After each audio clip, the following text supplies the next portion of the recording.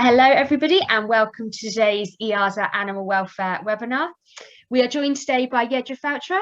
Yedra is a recognised European vet specialist in zoo and health wildlife management. She's the founder and vice chair of the EAZA Reproductive Management Group, previously known as EAZA, and has worked for several EAZA collections, including the Zoological Society of London, Chester Zoo, and Barcelona Zoo. She's currently an independent zoo and wildlife consultant, a founder and co-director of the International Primate Health and Welfare Group, and founder of the International Primate Heart Project. Within the EAZA community, she is a vet advisor for the Mangabeys and Afro-Eurasian monkey tag, and the reproductive advisor for the hyenid and canid tag. And it is our absolute pleasure and honour that she is joining us today to share her time and expertise. And Yedra, I hand the floor to you. Thank you. Okay, thank you, Sally. And thank you everybody for being here. And yes, I'm going to talk about reproductive management and animal welfare. And so as we all know, captive breeding programs are an important component of the conservation mission of zoos. And for this, we need to maintain healthy, sustainable and breeding populations. And in order to achieve this without impacting the welfare of the animals under our care, we need to have a holistic approach to breeding management and make sure that our animals are fit for breeding. And this is one of the roles of reproductive management. So in a nutshell, reproductive management in zoos is about breeding and limit breeding. And so there are many tools in the toolbox of reproductive management, and the way we use them and apply them needs to be carefully considered, as it will have an impact on the animals under our care. And so with this talk, I would like to do a broad overview about reproductive management, talk about some of the reproductive management tools and how they can affect welfare, and of the main things that we need to consider to evaluate the welfare impact, positive or negative, that fulfilling the requirements of our breeding programs may have, independently if the animals are breeding or not breeding, and how a holistic and collaborative approach to reproductive management can help us to achieve this. And so I will start with a brief overview of some of the aspects of reproductive management. Then I will talk about some of the reproductive management tools and how they relate to welfare. Basically, I will talk about limit breeding and population control tools, and then about breeding, and to finish up, the holistic approach we need to have in order to ensure the welfare of the animals under our care. And this is a very simplistic and brief summary of the history of reproductive management in zoos. As we know, in the very old days, when a zoo wanted or needed animal, they will go to the wild and they will bring them to the zoo. However, in 1975, when the CITES regulation came about, this was no longer feasible or so easily done, and therefore the zoos have to become self-sustaining. And so in 1985, the European Endangered Species Programs, the EPs, which are now the EAZA in-situ programs, were established. And so the main aim of the EPs and the breeding programs is to achieve and maintain these healthy, sustainable and breeding populations. And for this, the coordinators and the stat bookkeepers need to plan which individuals are recommended for breeding and which are not. And so these breeding recommendations are usually based on some very important concerns. First, the genetic diversity, as we need to achieve and maintain as high genetic variation in the population as possible. And also the mean kinship, which is the measure of how closely related an individual is to the remainder of the population, and we need to keep this as close to zero as possible. Also avoiding inbreeding and deleterious mutations. And we could add a third concern, which is to avoid adaptation to captivity. And so for this, how do we choose the breeding pairs? Well, they are kind of made by computer matchmaking with the use of sophisticated software that will look at the relatedness and the genetic value of the individuals we come up with suitable breeding pairs. And so in addition to these very important genetic factors that we've already talked about, there will be also a very important non-genetic factors that still will affect our breeding recommendations, such as space. Do we have enough space for the offspring we are producing? What are we going to do with it? Or what are the logistics or welfare implications of moving an animal? Or politics, for example, we choose would like to have breeding pairs and we choose want to have bachelor groups. And also behavioral aspects of these individuals, like is the most genetically valuable female a good mom? How have her previous infant interactions been? Is there a history of chronic maternal neglect or of infanticide? And also sometimes social aspects can be very important, like will this group accept readily a new breeding individual, or is it going to be extremely unlikely? Or the age of the animals, how old are they? Are they too old to reproduce? Would it then not be better to pair this female with a less genetically valuable younger male that is more likely to reproduce than with an ancient one that is genetically very valuable? And we mustn't forget the overall health of the individuals, like could there be something underlying that might impact fertility or prevent these individuals from breeding? And so as you know, and you can see, there is a lot of decisions and things to consider when making these breeding recommendations so that we can get it right for the benefit of the breeding programs, but also for the welfare of the individuals. And so how successful are our breeding programs? Are we really achieving our sustainable breeding populations? Because sustainability problems are reported from a large number of breeding programs. And this is mostly because not many of the breeding recommendations are fulfilled across the species. And the most common reasons cited for this are institutional failures and biological incompatibility. So are our animals fit for purpose? And so the role of reproductive management in zoos is to support the breeding programs to achieve their aim of the healthy, sustainable and breeding populations.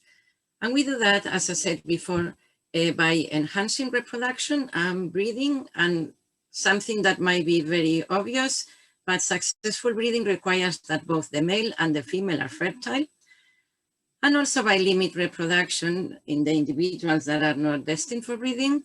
And we can successfully prevent breeding through contraception, separation, or other means that we are going to see right now. And so the tools that we have for limiting reproduction, we could group them grossly in three broad categories of population control. What we could call the social contraception, or reproduction, within this is the reproduction inhibition or separating of the sexes. Then we have the chemical contraception, which is designed to be reversible. And here we have the synthetic steroid hormones, the progestogens and the combination of estrogens and progestogens, the agonist of the gonadotropin releasing hormones, the implant of the chlorelin acetate that they can be used in both the male and the females, and then immunocontraception. And there are two main vaccines that we have available: the PZP or porcine zona pellucida vaccine that prevents fertilization in females, and the vaccines against the GnRH that again, they can be used in both males and females. And there are other methods such as intrauterine devices or nicarbazine in birds or anti-androgens that are less widely used. And then we have the surgical procedures, which are, although there are some vasectomies that can be reversible, they are usually permanent. And then we have the vasectomies and tubal ligation hysterectomies and salpingectomies that this will prevent the individuals from breeding, but the gonads will remain intact. And so the reproductive hormonal cascade and the secondary sexual characteristics of the individuals will remain intact. And then we have castration, spaying, and ovariectomy that by removing the gonads, we shut down the whole reproductive hormonal cascade. And so for social contraception, sometimes we can take advantage of some naturally occurring process in some species, such as the reproductive inhibition that happens within the family group in species like in some callitrichids, which only the reproductive, I would say, only the parents will reproduce, only the breeding pair will reproduce, and the daughters are reproductively inhibited while in the family group. And they will only start cycling and reproducing when they go out of the family group and are paired with an unrelated male. And we also have the pheromone suppression by the breeding female that happens in some social species, such as the hunting dogs or the banded mongoose and others. Well, again, only the dominant breeding pair will reproduce and the subordinate females will be reproductively suppressed. And these are natural ways to keep these individuals within their family or social group before they received a breeding recommendation without the need to have to separate them or use any other form of contraception.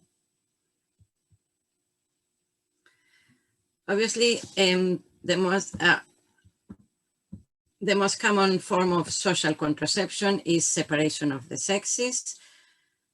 And when we need to have careful consideration of the welfare implications that separating individuals or the sexes of the more social species might have. And if we decide to do this, then we need to assess the individual and the group welfare at any of the stages of the process. Separation of the sexes in solitary species, that will be a natural behavior, and in principle, this shouldn't have any negative welfare implications for these individuals. And so one of the most common practice of separation of the sexes is to separate the males from the group of breeding females. And this is widely done in seasonal breeders and in some ungulate species and in elephants. And this will mimic the natural behavior in some species. And in principle, it shouldn't have welfare implications for these males, provided that the enclosure where the males are separated is of high standards and meets all the husbandry and welfare requirements for the males, and not the bare minimum, which sadly sometimes can happen. However, when we consider separation of the sexes, this is not always a good option for the females. The data from diverse taxa suggests that separation contributes to female infertility, and that the continuous cyclic exposure to the estrogens and or the progesterone without a gestation can negatively impact their reproductive health. In fact, separation for over 2 years can greatly reduce the breeding success in some species. For example, in some canids or ray species, these females that are separated and they continue to cycle without a pregnancy, they could end up developing very serious reproductive pathology, which is not only detrimental for the breeding programs, but these females can get very sick and sometimes even die. And so these have severe health and welfare implications for these individuals. And of course, although it's not a method of reproductive control, since we were talking about separation of the sexes, I thought I will touch briefly on the formation of bachelor groups. that, as we know, there are groups formed by the surplus individuals of the same sex, of males. They can also be a good genetic reservoir. And these bachelor groups, if they are carefully planned, they will mimic the natural behaviors in some species and might even have a positive welfare impact. For example, in the young African elephants, when they live their family group, they might get together, sometimes get together with an adult elephant, and similar with gorillas when they leave their groups and other species. However, these bachelor groups, they need to be very well managed and not be a dump for unwanted animals, because the issues arise when these individuals reach really adulthood. If they are not moved to breed with females or to other collections, and they stayed within the group, then sometimes a lot of stress and aggression can happen in these bachelor groups. And if that happens, sometimes some of the chemical contraceptive products can be a good tool to help ameliorate this testosterone-related aggression and reduce the stress within these groups. And one of the most widely methods of population control is the use of chemical contraception.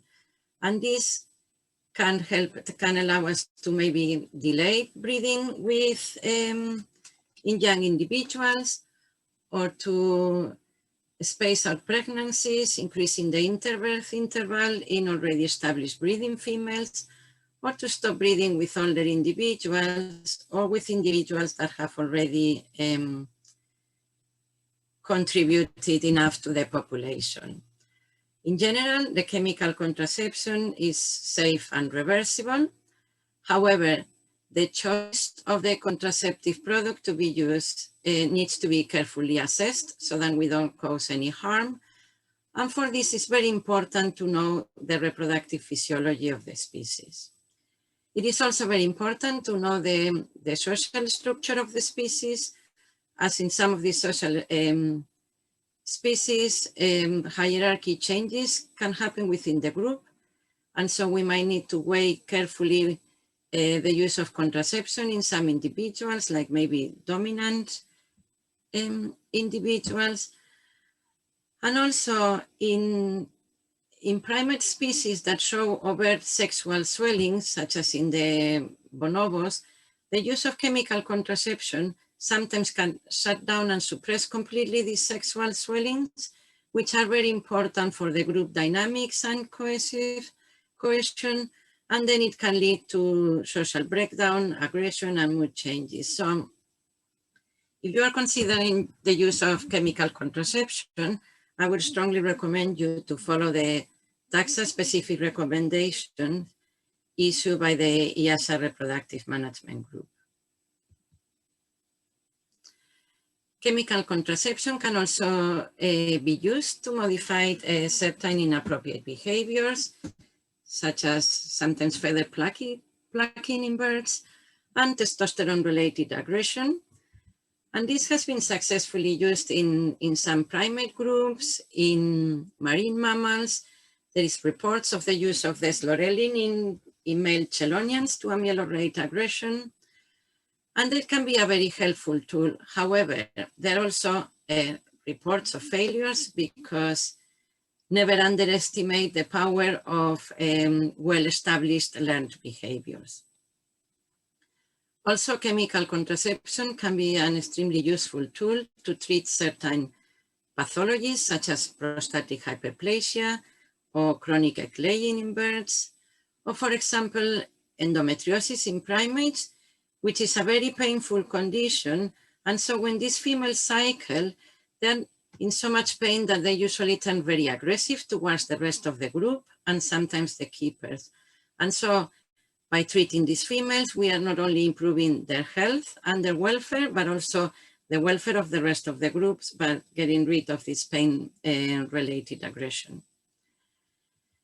Also, the use of chemical contraception can allow individuals in the more social species that they don't have a breeding recommendation to stay within their social group, preventing inbreeding rather than having to take them out of the group and separate them. And also it can be helpful to reduce the physiological demands of pregnancy in certain individuals when maybe a gestation can be physically very taxing. And then we have also the surgical contraception that, of course, in addition to population control, it can also be an aid in modifying certain hormonal-related behaviors and also for the treatment of certain pathologies.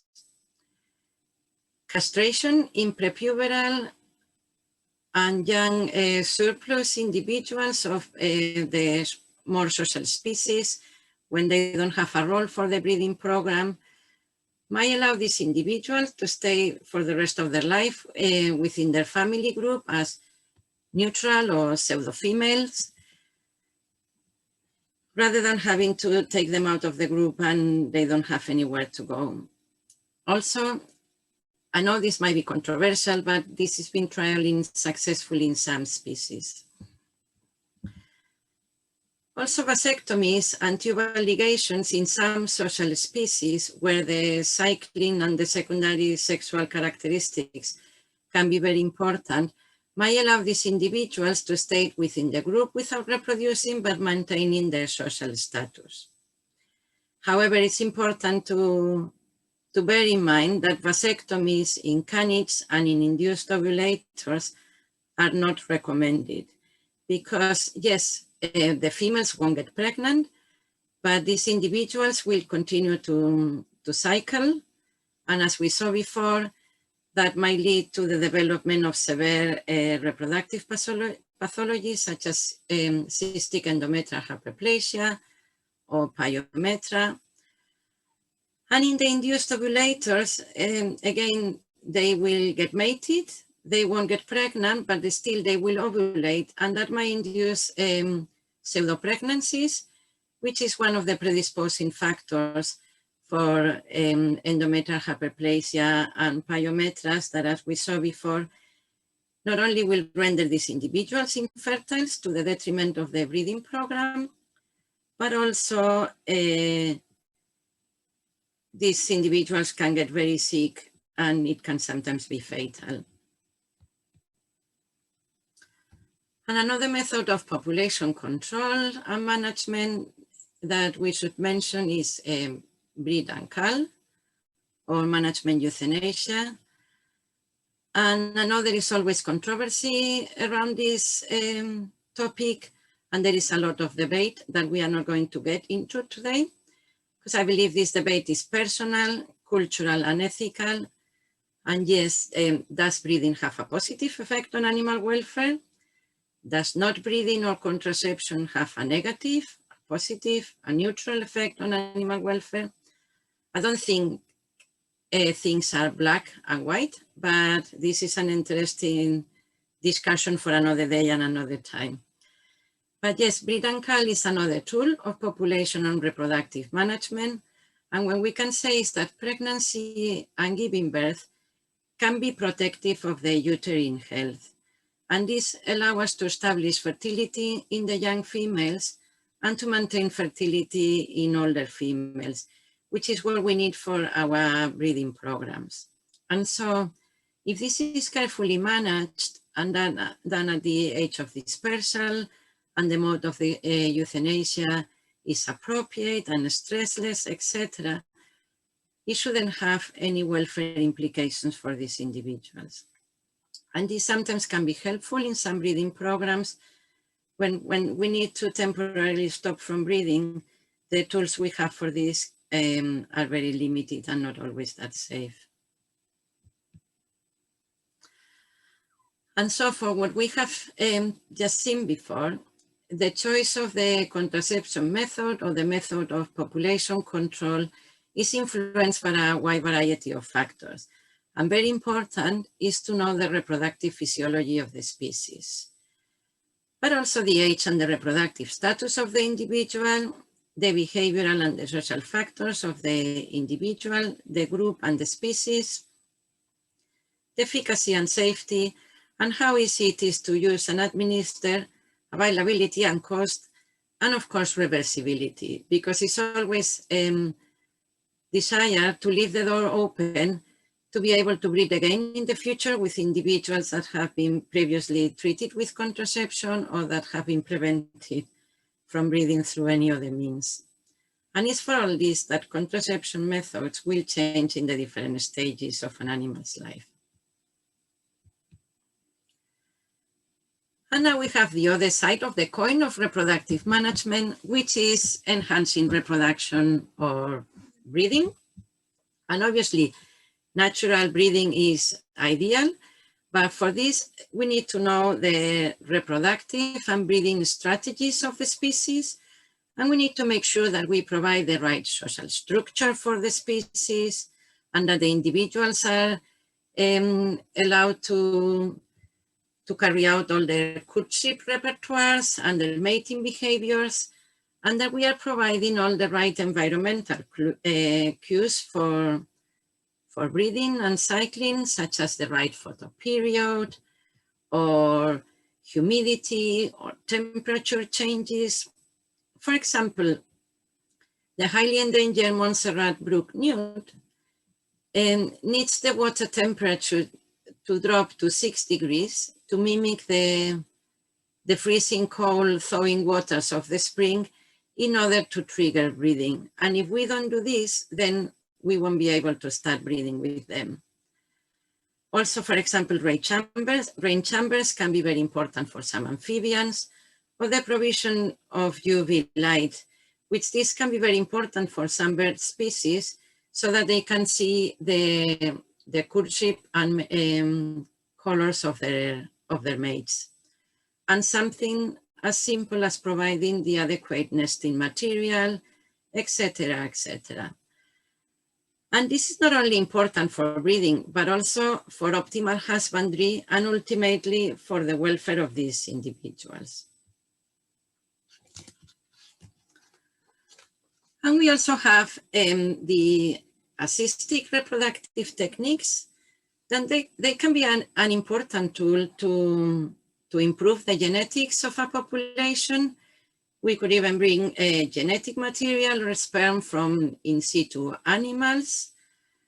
And they can be especially helpful to help recover small and fragmented and dwindling populations.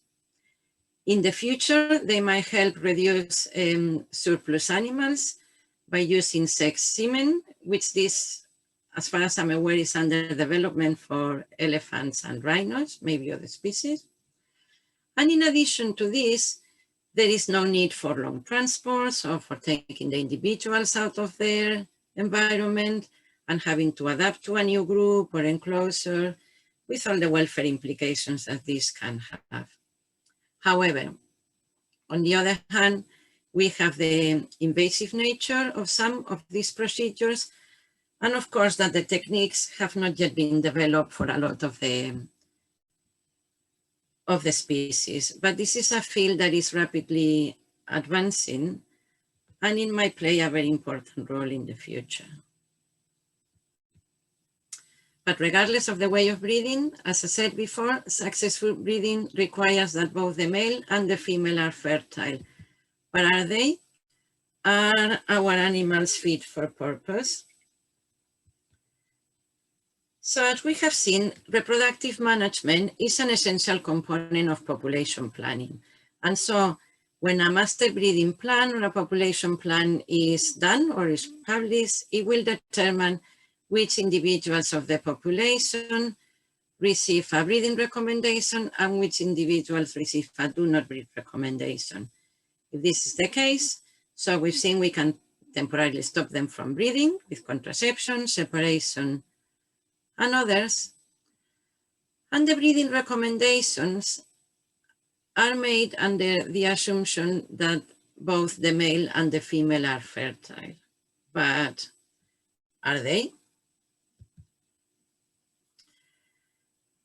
And that's why we advocate a holistic approach to reproductive management. And so that following a breeding recommendation and before the animals are transferred, we need to ensure that the animals are fit for purpose for the breeding programs so that the individual can fulfill the breeding recommendation to ensure the healthy populations that we need.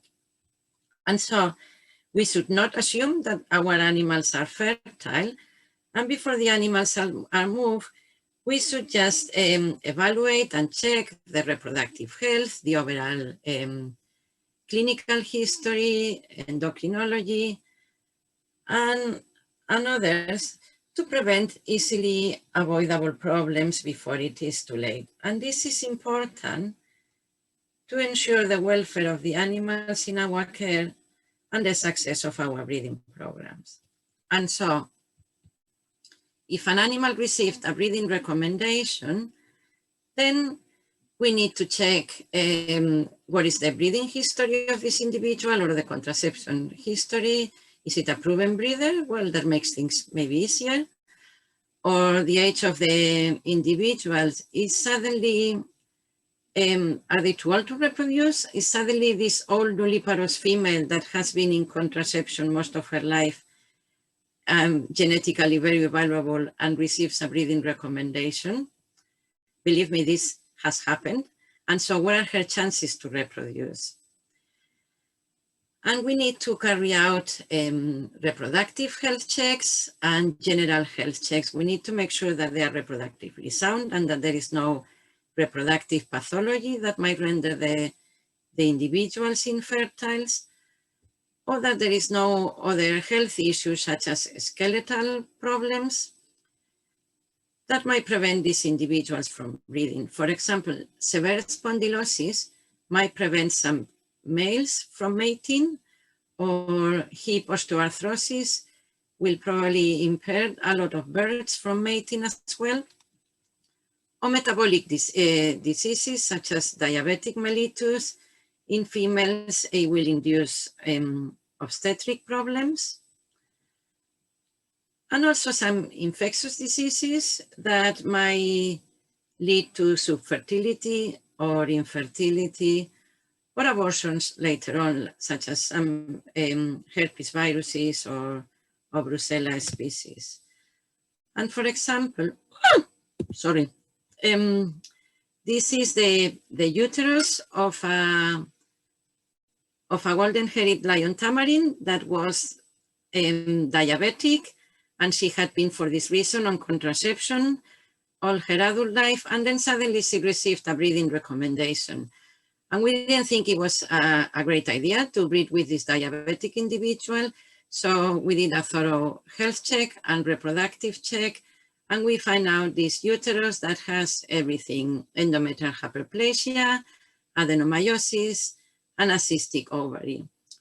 So this individual was never going to reproduce. And if we hadn't been thorough and checked everything before moving this female to the other collection, she would have got there having to adapt to a new group, new males, etc., for nothing, because she was never going to reproduce.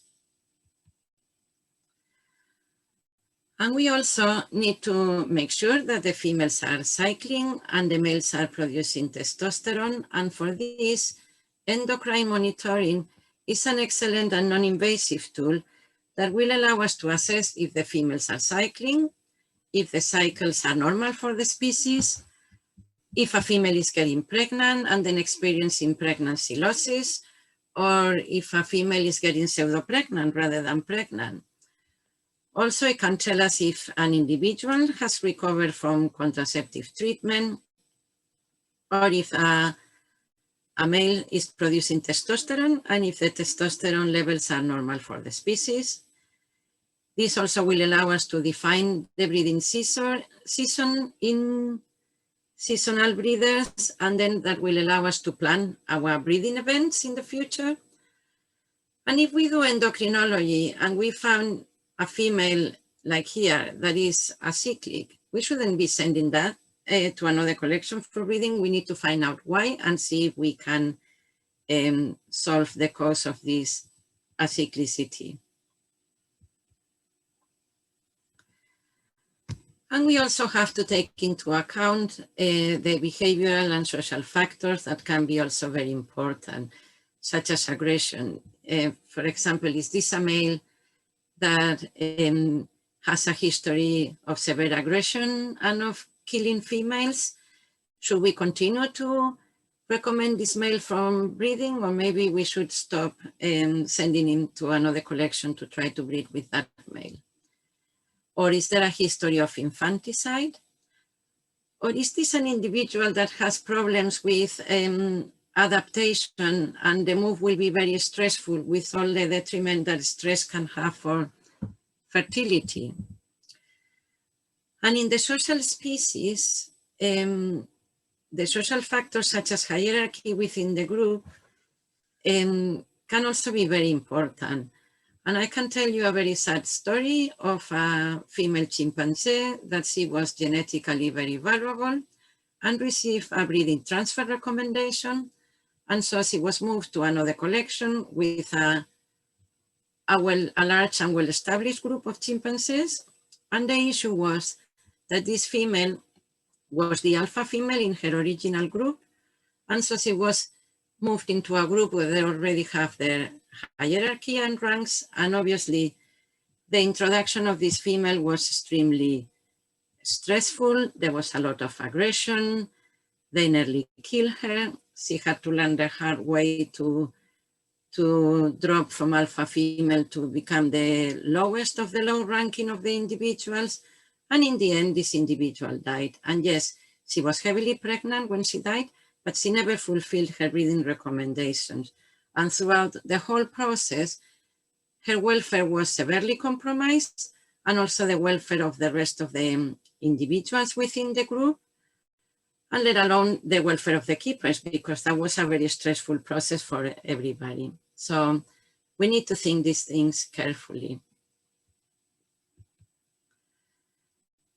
And then if we find any issues with fertility or anything like that, then we need to find out why and try to solve it. And then we need to look maybe at the nutrition. Is this individual is cachectic or obese? That will impact on fertility. We need to look at the physiology. Sometimes we need to look at the karyotyping. Could there be any chromosomal abnormalities? And I'm not saying we need to do karyotyping of every individual that receives a breeding recommendation, but it's something that we might need to bear in mind when investigating infertility if we have ruled out common causes. And this happens, for example, an extra X chromosome similar to the human Klinefelter syndrome has been reported in gorillas and also in baboons, and chromosomal abnormalities might be more common than we know because we don't check that frequently. And also we need to look at the environment and the housing conditions. Maybe we are not providing the right environment for these individuals to start breeding. And maybe the receiving collection can provide the right environment, and then it's good to move this individual to the receiving collection. And then maybe we need to have always these conversations with the issues we have found and see how we can solve them. And by carrying all these checks before the animals are transferred, we are ensuring the welfare of the animals under our care and the success of the breeding programs. And I know they might sound time-consuming and expensive, but ultimately, institutions incur into large cost of transport and husbandry, and they might be looking after animals for years that they're not reproducing, and in the end, they will have to carry out all these checks, when these issues could have been easily preventable if we have checked beforehand. And so what we advocate is to be proactive rather than reactive. And so if an individual received a breeding recommendation, then we carry out all these checks and evaluations. And then if the individual is fit, the animal gets transferred. And if the individual is not fit, the animal doesn't get transferred. And then we need to investigate why it's not fit for breeding and try to solve the problem. And if the individual received a non-breeding recommendation, then as we've seen, we can use separation, contraception, and other methods.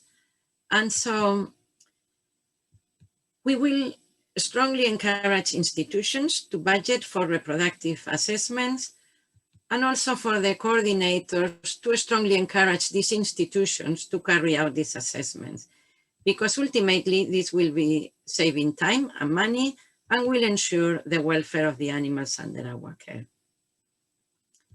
And so, in summary, the scope of reproductive management entails quite a lot of things like coordination with tags, EEPs, stack books, working groups, committees, also reproductive planning and fertility, and reproductive failure and infertility, and contraception.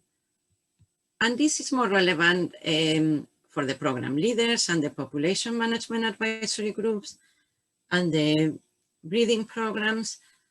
And then reproductive failure and contraception is more the subject's role in reproductive management, on choosing the best contraceptive for the species, carry out reproductive exams and submitting tissues for histopathology to investigate problems, advocating for endocrine monitoring, and having a holistic approach to diagnosing point of reproductive failure in collaboration with keepers and management.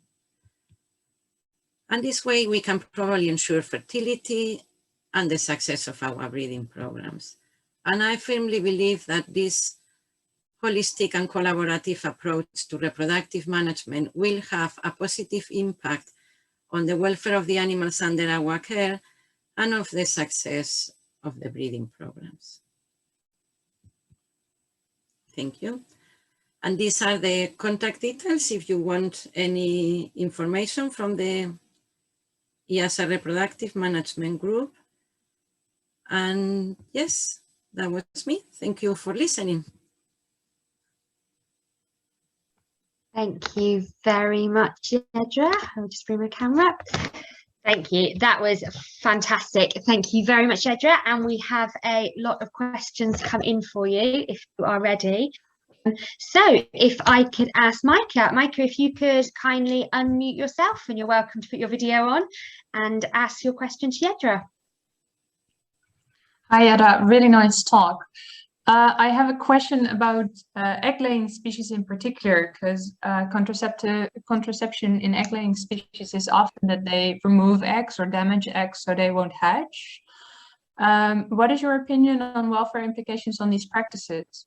Will it negatively impact welfare to take away these eggs to the brooding animal? And also, will it negatively impact the welfare if these animals are not allowed to raise any young and therefore not demonstrate that part of their natural behavior? Oof, this is part of the debate. I didn't want to enter into whether breeding positively impacts the animal's behavior or not. I think every case is different, and I think we need to evaluate the cases. I think that by allowing birds, I'm not sure, to be honest. I think we need to, these are cases that might need to be evaluated case by case. And I know that we allowed females to brood on eggs that are empty. And I'm guessing it might be very frustrating for these females if these eggs are never hatching. But I think we need to evaluate this with proper behavioral assessments and welfare assessments. And yes, I agree that might have a negative impact on some of these individuals, but we need to evaluate that carefully. Sorry, I cannot answer that any better. Thank you. Thank you very much, Micah. Thank you. And if I could ask Rodrigo, Sarah, if Rodrigo, you could please unmute yourself, and you are welcome to turn your video on. Hello, Yedra. long time. Hola, Rodrigo. My name is Rodrigo. I'm the Iberian Lynx in-situ conservation program coordinator at this moment. I'm also a wildlife veterinarian. At this point in time, the Iberian Lynx is getting old. And for the first time, we have older males and older females in captivity. We're really interested in knowing if there are any specific tools you can use for establishing senescence, reproductive senescence in both males and females. And if you have any experience with indirect methods of doing so. To be honest, I don't have any experience on how to do that. I guess endocrine monitoring, it will be the way to start to see if the hormonal levels are still up to scratch or they are reducing. And then I guess other reproductive assessments such as ultrasonography to evaluate whether they are the ovaries have valuable follicles and things like that. So I think that will be the way to start. And also I would recommend you to get in touch with feline reproductive specialists to see if they have more advanced techniques on how to establish this. Thank you very much, Yedra. Good to see you. Thank you for your talk. You too. Thank you very much. And if I could now hand to Alice Clark. Alice, if you could please unmute yourself and you're welcome to put your video on. Hi, Yedra. Sorry, I don't know if my video is working, but my question is actually quite similar to Micah's one. It was just wondering about if you know of the possible detrimental effects to behavior that the breed cull method could have. I'm thinking of species specifically where prior parenting or alloparenting experience is really a useful factor in offspring survival, or in species where alloparenting is an important part of their social bonding and social structure. Sorry, you have like two parts of your question, sorry? Yeah, so I was just kind of wondering if you had any thoughts about the potential, detrimental effects that the breed cull method could have on those types of social systems where alloparenting is an important part. But I think it's probably going to be the same as like with Micah's question, that we need more behavioral studies. I think these things, I think we should evaluate them case by case. And yes, we need to do proper welfare and behavioral studies when we carry out these methods. I'm not saying that breed and cull is bad or is good. I think when this practice, we decide to use this practice, we need to carefully evaluate everything and also the social structure of the species. And if it's going to be done, it needs to be done carefully planned so that it doesn't impact the welfare of the individual euthanase, but also the welfare of the rest of the group. So that's what I think is important to evaluate all these things. And if we carry out this method, it needs to be done at the right timing, maybe when individuals will disperse and still leave the group, etc. But I think we need to carry more evidence-based studies for this. Yeah, great, thank you. Thank you very much, Alice. And Yedra, we have a question that somebody has asked if I can ask on their behalf. So they've said, how can we approach managing welfare and efficacy in contraceptive products, especially when being used in new species with little research? But again, by trying to carry out appropriate studies and evaluate what can be the physiological and the welfare implications of using these products on these individuals, is all a little bit of evidence-based and trying to evaluate this. I think it's very important to know if you're going to use something new in a new species, it is important to know and think about what I said before, the reproductive physiology of the species so that you don't cause any harm by using products that can be harmful, and also the social structure, and think carefully what can happen if you suddenly suppress an individual of that species, and just try to outweigh what you are going to use, and then obviously try to do a proper study after that so that you can evaluate the effect. Thank you very much. And we have a question from, and apologies if I pronounce it wrong, Dan Cuvers. Yes, hello, that's me. Hello, Dan. Welcome. Hi, I'm a thesis student from Wageningen University, and my thesis is about skewed birth-sex ratio in gibbons. It's in collaboration with EAZA. So I was wondering whether there's instances where chemical contraception leads to skewed birth-sex ratios. Sorry, I didn't hear the end of the question. Whether chemical contraception leads to skewed birth-sex ratios. I'm not aware of that. Sorry, I don't have any information on that. I don't think so, but I don't really know. Okay, thank you.